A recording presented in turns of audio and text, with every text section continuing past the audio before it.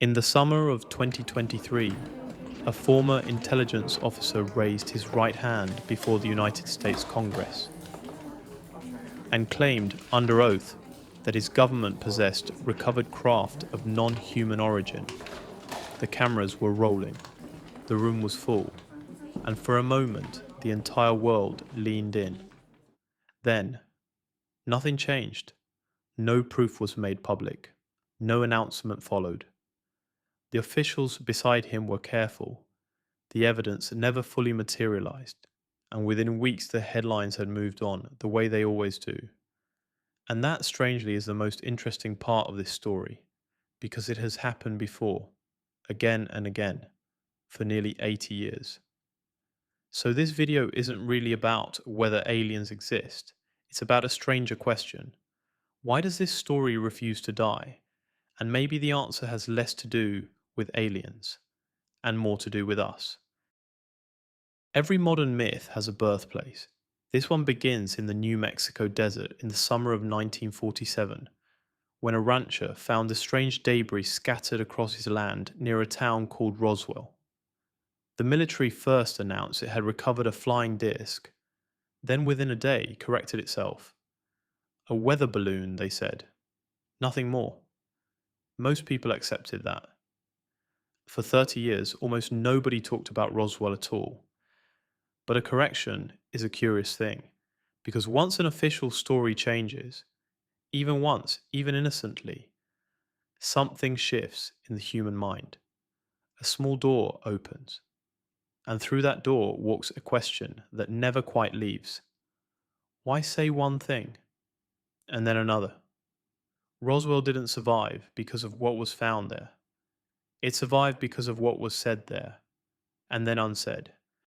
To understand why, you have to understand something about the machine doing the wondering. The human brain is not always built to patiently wait for truth. It is built to find patterns, quickly, constantly, and often whether they exist or not. Psychologists call one version of this agency detection. The ancient instinct that hears a rustle in the grass and assumes a predator, not the wind. The minds that assume the wind didn't always survive to pass themselves on. We are the descendants of the ones who assumed something was there. So when we encounter a mystery, a light in the sky, a sealed file, a careful official silence, we don't experience it neutrally. We feel it. Something in us insists there is a shape behind the noise, and there's a second instinct working alongside it. Psychologists have long observed that unfinished stories occupy the mind far more powerfully than finished ones. The reason a cliffhanger keeps you awake and a resolved plot lets you sleep. The alien disclosure story is perhaps the largest unfinished story in the world. It has lasted 80 years, precisely because it has never ended. But for most of those years, it stayed at the edges until the day it didn't. For decades, this subject lived in the margins of culture. Late night radio, grainy photographs, easy to dismiss. Then, in December 2017, something changed. The New York Times, not a tabloid, not a forum, the paper of record, reported that the Pentagon had quietly spent years running a program to investigate unexplained aerial encounters. The military had been studying this seriously, while saying nothing. And alongside the reporting came footage. Navy pilots, trained observers flying advanced aircraft, tracking objects they described as moving without visible engines, without wings, without heat signatures. One of them, captured on infrared camera, became known by a strangely ordinary name, the Tic Tac. Skeptics offered explanations, camera artifacts, sensor glitches, misread distances, and they may well be right. But here is what mattered. The Pentagon didn't deny the videos, it confirmed them. It confirmed the footage was real, while carefully saying nothing about what the footage showed. And that combination, confirmation without explanation, is perhaps the most powerful fuel a mystery can be given. Because secrecy doesn't end curiosity, it feeds it. Tell a human mind that something is being withheld and it will build a story to fill the gap. It cannot help itself. Which brings us back to that hearing room in 2023 and a man named David Grusch, a decorated former intelligence officer making claims he said came from others inside the system. Supporters saw a credible whistleblower risking everything. Skeptics saw second-hand stories without evidence.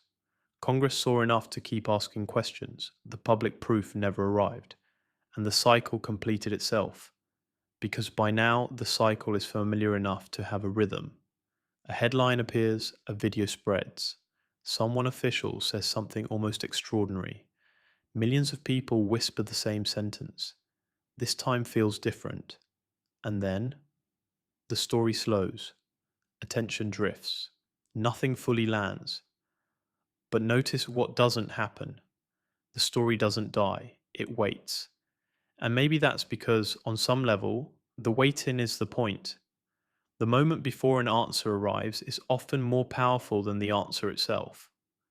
Possibility is a strange kind of pleasure, and an answered question, even an extraordinary one, closes more doors than it opens.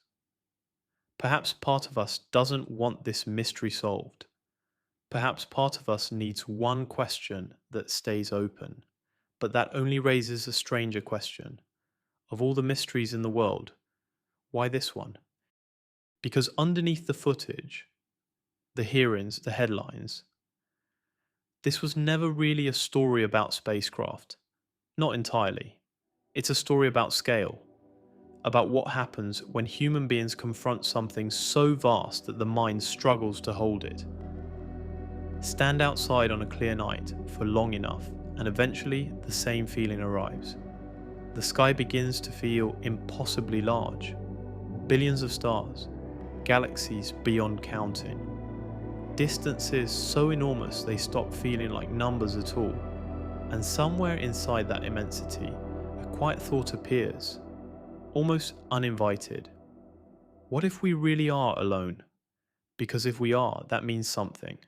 Something enormous, something strangely heavy, that across all this distance through billions of years, among countless worlds we will never see, there is only us, only human voices, human questions, human loneliness. And perhaps that is why another thought follows close behind, one that feels strangely comforting. It would almost be stranger if there were nothing else at all. Because if we are not alone, that means something too, something equally overwhelming. That reality may still be larger than we understand, stranger than it first appears, that somewhere beyond everything we currently know, the story may still be bigger. And perhaps that is why this question refuses to leave us. Because the alien disclosure story offers something strangely irresistible, not answers, not certainty, but permission to stand between two impossible ideas without having to choose. Maybe something really is hidden. Maybe it's misunderstood technology, or rumor compounding rumor, or the simple noise of a complicated world. This video can't tell you which. No one honestly can. But perhaps the strangest discovery, after 80 years of headlines and silence, isn't anything found in the sky at all. It's what the searching reveals about us. That we are a species that cannot leave an unfinished story alone. That we fear the unknown and walk toward it anyway. And that for thousands of years, on every continent, in every era, humans have stood beneath the same darkness and asked the same impossible question. Not because we're certain something is up there, but because something in us refuses to stop looking up.